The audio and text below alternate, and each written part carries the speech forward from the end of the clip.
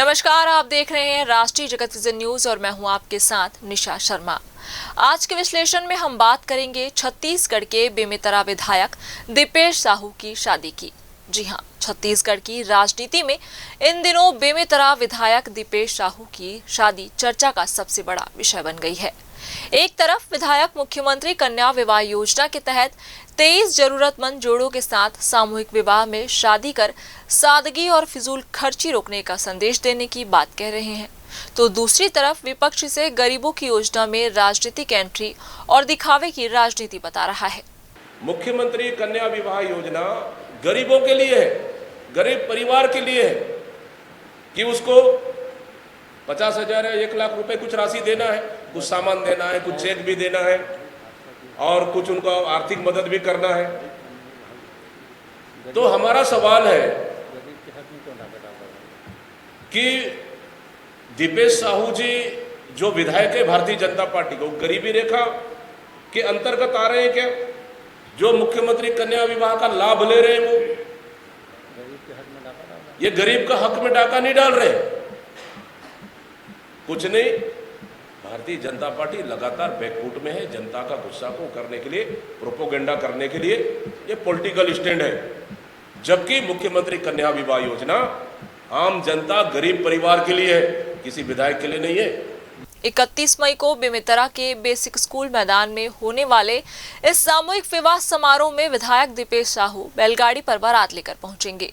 दावा किया जा रहा है कि वे महंगी गाड़ियों और वीआईपी काफिलों से दूरी बनाकर समाज को सादगी का संदेश देना चाहते हैं।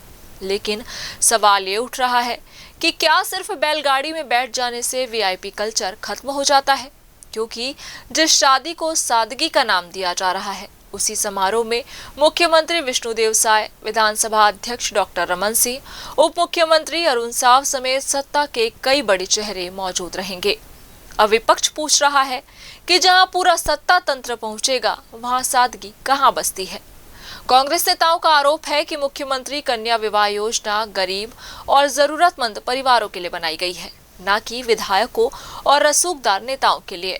विपक्ष का कहना है कि विधायक पहले से वीआईपी सुविधाओं में रहते हैं, सरकारी सुरक्षा और सरकारी तामझाम का लाभ लेते हैं, लेकिन जनता के बीच सादगी की इमेज बनाने के लिए अब सामूहिक विवाह का मंच इस्तेमाल किया जा रहा है।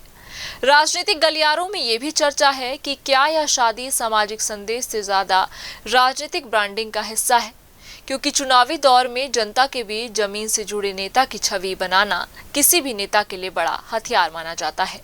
हालांकि विधायक समर्थक इसे ऐतिहासिक पहल बता रहे हैं। उनका कहना है कि जब एक विधायक खुद सामूहिक विवाह में शामिल होकर समाज को फिजूल खर्ची छोड़ने का संदेश देता है, तो इससे लोगों में सकारात्मक बदलाव आएगा। समर्थकों का दावा है कि इससे दहेज, दिखावे और शादी में होने वाले लाखों के खर्च पर रोक लगाने की प्रेरणा मिलेगी। अब जनता के सामने बड़ा सवाल यही है, क्या यह सच में सादगी का संदेश है या फिर बैलगाड़ी के सहारे चमकाई जा रही नई राजनीतिक तस्वीर? फिलहाल बेमेतरा की यह शादी अब सिर्फ शादी नहीं रही, बल्कि सत्ता, सादगी और सियासत तीनों का बड़ा अखाड़ा बन चुकी है। फिलहाल इस खबर में बस इतना ही। देश प्रदेश की खबरों से अपडेट रहने के लिए हमारे चैनल को सब्सक्राइब करें और नई खबरों के नोटिफिकेशन के लिए बेल आइकन जरूर दबाएं। नमस्कार।